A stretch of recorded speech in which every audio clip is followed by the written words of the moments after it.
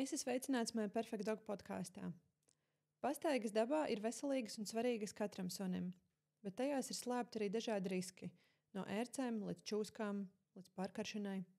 Šajā epizodē apskatīsim, kas suņa veselībai draud pastaigu laikā un kā saimnieki var sagatavoties neatliekamām situācijām dabā.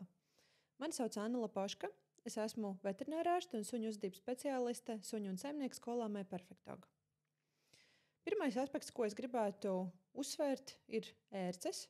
Ērces noteikti ir liela aktualitāte mūsdienās, konkrēti šogad, jo ar tādām ziemām, kāda bija šogad un pēdējos pāris gadus, ērces neiznīkst, ērces neizsalst un ērces turpina vairoties un paliek arvien vairāk. Viņam ir tendence pielāgoties mūsu klimatiskiem apstākļiem, un šobrīd viņas ir sastopamas cauru gadu. Sastapt viņas visbiežāk var mežā, nenopļautā zālē, kādā karstākā vai augstākā dienā. Galvenais, lai temperatūra ir nedaudz virs nulles, bet dažreiz arī zem nulles viņas var sastapt. Bīstamākais, tātad, ko šīs ērces var nodarīt, ir ne pats ērces kodums, bet saslimšanas, ko viņas var pārnēsāt. Un šīs saslimšanas visbiežāk sastopamā ir babezioze, anaplazmoze un Laimes slimība. Kā tad mēs varam profilaktēt šīs slimības, lai pēc iespējas samazinātu ērču koduma iespējamību? Tie ir skaustapilieni, kuriem ir atbaidošs efekts, kuriem ir dažādas vielas, kuras atbaida šīs ērces vispār no domas par uzkāpšanu vienu uz dzīvnieka. Šeit ir svarīgi noteikti izvērtēt apstākļus, kādos dzīvo suns, vai mājās ir mazbērni, vai mājās ir kaķis, jo liela daļa no šiem atbaidošiem līdzekļiem ir toksiska kā kaķiem, tā arī maziem bērniem, un jāsaprot, cik ciešā kontaktā ar citas sugas pārstāvjiem dzīvnieks būs. Otra populāra izvēle noteikti ir kaklasiksna. Kaklasiksna no tāda aspekta ir ērtāka lietošanā, ka viņu vienu reizīti uzliek, un tad viņu uz visu sezonu arī pietiek. Bet ir svarīgi arī izvērtēt, cik cieši viņa ir pielikta pie kakla, kā viņa pieguļ, jo bieži vien saimnieki viņu uzliek līdzīgi parastās kaklasiksnes apmēram, kad viņa karājās uz kakla, bet viņai ir jābūt diezgan cieši piegulošai, lai starp kaklu un kaklasiksnu iet vismaz 2 pirksti, ne vairāk kā 2 pirksti. Tad trešā izvēle, ko lietot, ir tabletes. Tabletes ir recepšu preparāts, kurš tiek izrakstīts dzīvniekam pēc savā ārstējošā veterinārās rekomendācijas. Un ērtas lietošanā viņas ir ar to, ka nekur nekas nav jāpilina, nav jābūt uzmanīgam no lietus, ne peldēšanās. Suns apēd šo tableti un mēnesi ir pasargāts. Mēnesi vai 3 atkarīgs no tās tabletes, kura konkrēti viņam ir izrakstīta.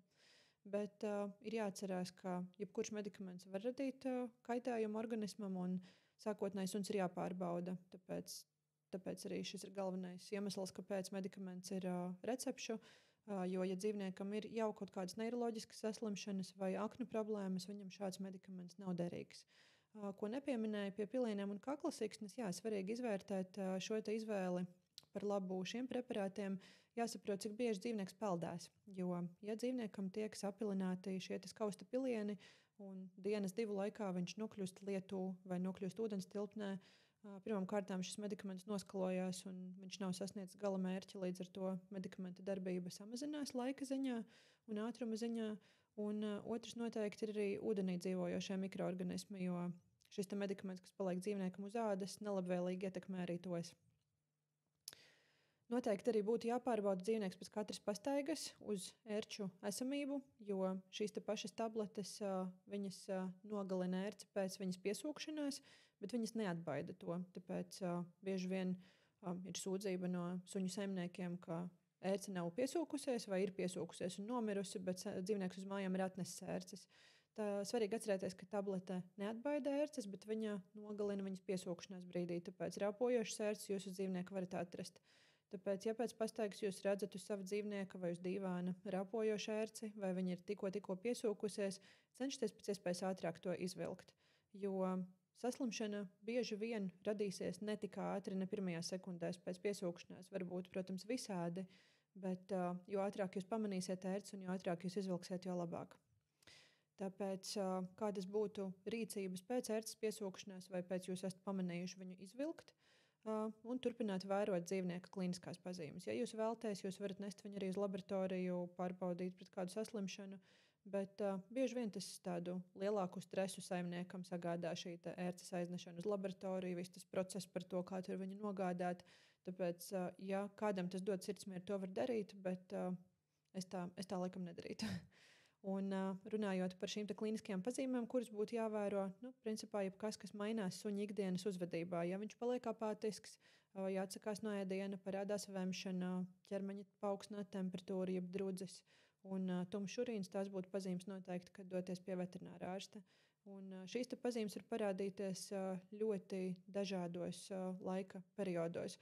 Kādam parādās pēc 24 stundām, kādam parādās pēc nedēļas. Tāpēc šis laika sprīdis, kurā novērot savu dzīvnieku, būtu aptuveni 2 nedēļas vidēji.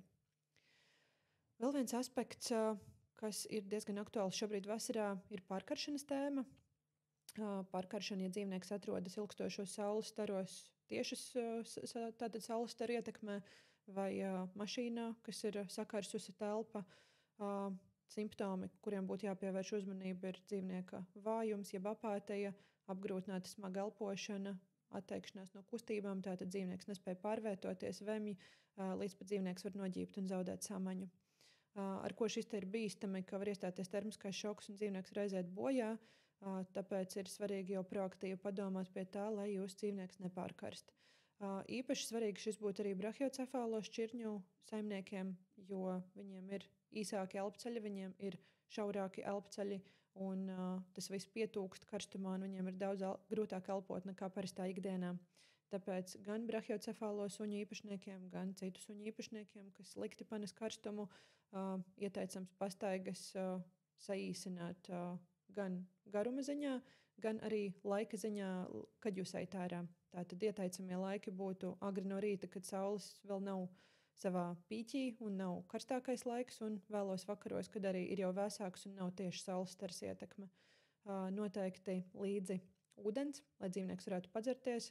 Vēlams arī, lai ūdens tilpne būtu blakus, bet nevienmēr to mēs varam nodrošināt savās pastaigās. Tad noteikti lēnā tempā to nodrošināt, lai dzīvnieks fiziski arī nepārkarst. Jo aktīva muskuļu kustība arī paaugstina ķermeņa temperatūru, un tas viss iet kopā. Tātad kādas būtu galvenās darbības, ko darīt, ja suns pārkarst? Pirmkārt, novietot viņu vēsā vietā un ārpus saules staru ietekmes. Ja ir iespēja ievietot viņu ūdens tilpnē, ja jūs esat kādā pārgājienā vai pie dabas, tas būtu izcili. Ja nē, tad būtu vēlams apliet viņu ar vēsu ūdeni. Līdz ar to tas viņam palīdzētu vienmērīgi atdzesēties. Vēl jūs varat darīt, atvēsināt ķepus pilventiņus. Tātad, ja ir kāda augstuma paka vai tas pats vēsais ūdens, likt viņu pie ķepus pilventiņiem, jo tā ir galvenā termoregulācijas vieta dzīvniekiem. Kā jūs visticamāk zinat, vai ja nezināt, uzzināsiet šodien, ka vienīgie sviedru dziedzeri, kas dzīvniekiem ir uz ķepus pilventiņiem, ja cilvēkiem tie ir pa visu ķermeni, dzīvniekiem tie ir tikai uz ķepus pilventiņiem, un dzīvniekiem svīst tikai ķepus pilventiņi. Līdz ar to arī tā ir vieta, ar ko jūs varat sākt atvēsināšanu. Un, protams, dot padzerties ūdeni, nekas neatvēsina labāk kā ūdens, kurš ir uzņemts arī iekšķīgi. Taču ir svarīgi arī ievērot aspektus, ko nedarīt, kad dzīvnieks ir pārkarsis. Un pirmais no tiem ir neapklāt dzīvnieku ar mitrdvieli vai segu, jo bieži vien tas rada tā saucamo pirts efektu, kad dzīvnieks sakarst vēl vairāk. Uz jautājumu ir šīs atvēsinošās vestes. Es pazīstu daudzus klientus, kuri izmanto šīs vestes un diezgan veiksmīgi, taču ir svarīgi sekot līdzi paša suņa ķermeņa temperatūrai. Tātad, ja suns ir pārkarsis un jūs uzvelkat šo mitro vesti, jāsaprot, vai suns tiešām atvēsinās, vai sunim tas apmetojums padara tā kā viņu karstāku un šī veste paliek karstāka. Tāpēc tas ir jāizvērtē individuāli. Noteikti neliet augstu ūdeni uz galvas, jo tad jūs varat radīt augstuma šoku. Vietas, kuras mēs apslapinam, ir viss izņemot galvu. Tas var būt skausts, tā var būt mugura, sāni, bet noteikti ne galva. Neizmantot ledainu augstu ūdeni, arī lai neradītu šo šoku, un nedot sunim graust ledu. Tātad ledus klucītes arī līdzīgi kā cilvēkiem no šiem augstiem ledus dzērieniem var rasties tā saucamais brain freeze, tā arī dzīvniekiem no ledus graušanas tā var notikt. Vēl viena lieta dabā, ar ko jūs varat saskarties, ir kukaiņi, piemēram, lapsenes vai odi vai vēl kādi citi dzīvnieki, kas dzeļ un atstāja sekas. Reakcijas, ko jūs nevarat nepamanīt, noteikti ir tūska, sāpes, smagos gadījumos var būt alerģisks šoks un šī pat apgrūtinātā elpošana. Visbiežākais dzēliens parasti ir kaut kur ap muti, jo dzīvnieki iepazīst lietas ar degunu, iepazīst lietas caur muti, vēlas kaut ko nogaršot, pagaršot. Tāpēc biežākās dzēlienu vietas ir ap purnu vai ķepās, ja viņi uzkāpj neuzmanīgi ejot virsū. Šeit ir jāatcerās, ka jo tuvāk elpceļiem ir šis kodums, jo bīstamāk, jo pēc koduma, kā jau runājām, var izcelties tūska, un ja tūska norisinās elpceļos, dzīvniekam sāks apgrūtināt elpošanu, līdz pat dzīvnieks var nosmakt.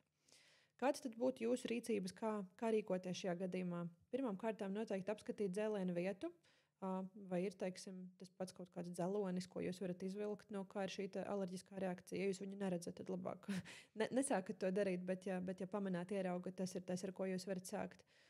Vērot dzīvnieku uzvedību kā tādu, vērot elpošanu, vai dzīvnieks elpo normāli, vai tā nav sakla elpošana, vai dzīvnieks nesāk smakt. Un, ja jūs tomēr redzat, ka dzīvniekam ir smaga tūska, apgrūtināta elpošana, tad būtu jābrauc noteikti uz klīniku dzīvniekam palīdzēt, gan ievietot viņam elpošanas cauruli, lai palīdzētu elpot, gan ievietot intravenozo katetru un ievadīt medikamentus, lai šī reakcija notiek ātrāk. Taču tas, ko jūs varat darīt, ir vienmēr jūsu suņa aptieceņā glabāt antihistamīna līdzekļus, tas pats cilvēku aptiekā pieejamais tavagīls vai suprastīns, izmantot antihistamīnus, taču jāatcerās, ka viņi noteikti darbosies lēnāk. Intravenozais preparāts vienmēr darbosies ātrāk, tāpēc smagu alerģisku reakciju gadījumā ieteikt jums doties uz klīniku. Ja kodums ir viegls, neliels, kaut kādi nelieli izsitumi, tad jūs varat iedot cilvēkiem domātos antihistamīnus un vērot, vai sunim tie palīdz, kā tie palīdz un kāda ir tālākā uzvedība no dzīvnieku puses. Vēl viena lieta, ar ko mēs saskaramies Latvijas dabā retāk nekā ar citām iepriekš minētajām tēmām, ir čūsku kodumi. Un Latvijā konkrēti būtu jāuzmanās no odzes, jo pārējās čūskas nav indīgas. Kā mēs varam atpazīt odzi? Odze ir diezgan spilgtās krāsās. Pati viņa ir līdzīga citām čūskām, bet viņai ir izteikts tāds zibens formas zīmējums uz galvas, kakla, ausīm. Līdz ar to viņa ir tāda diezgan izteikti redzama. Protams, ka cilvēkiem atbraucot uz klīniku ar tekstu, ka ir iekodusi čūska, vienmēr liksies, ka tā bija odze, jo viņi ir nobijušies.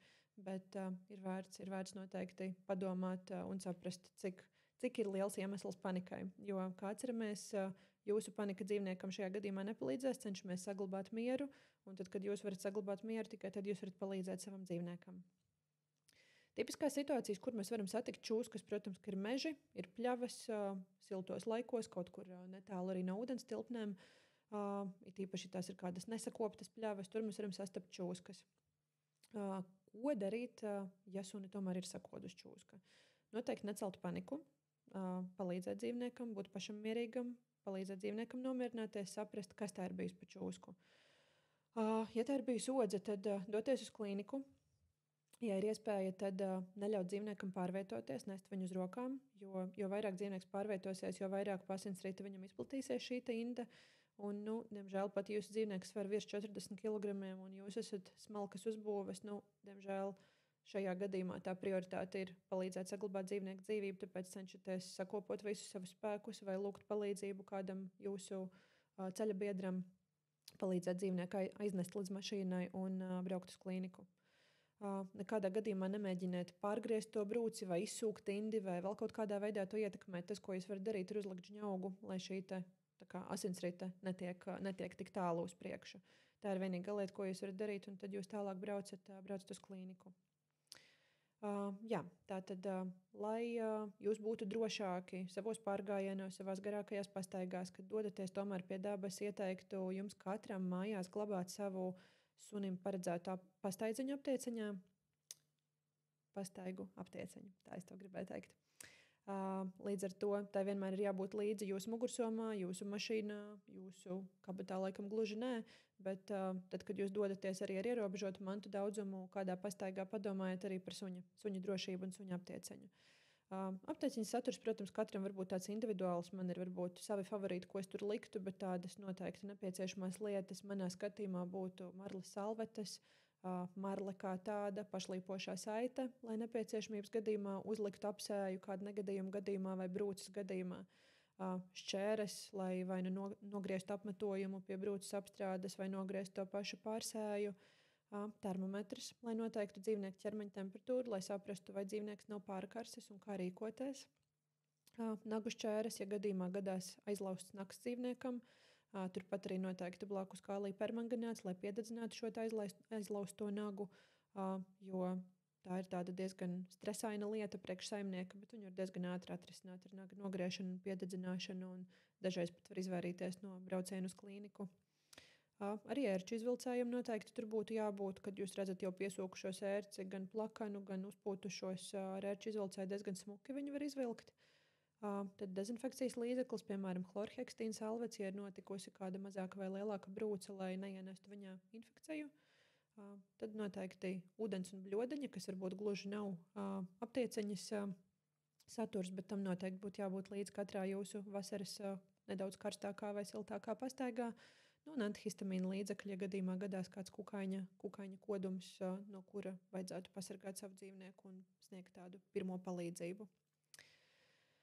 Tad jā, tas būtu arī laikam galvenais, ko es vēlētos par šo pateikt. Ja jūs vēlaties uzzināt nedaudz vairāk par to, kā sniegt pirmo palīdzību savam dzīvniekam, arī kādu lūzumu gadījumā vai nopietnāku traumu gadījumā, tad es esmu sagatavojis online kursu. Ja jums ir vēlēšanās, jūs varat to iegādāties un noklausīties. Un tad galvenie aspekti, kurus es apskatu šajā online kursā, ir par tiem pašiem čūsku kodumiem, par dažādām traumām, par aptieceņu un par dažādām situācijām, kā palīdzēt dzīvniekam un kad ir tās situācijas, kad ir jādodās uz klīniku. Paldies jums liels un tiekamies nākamajās epizodēs.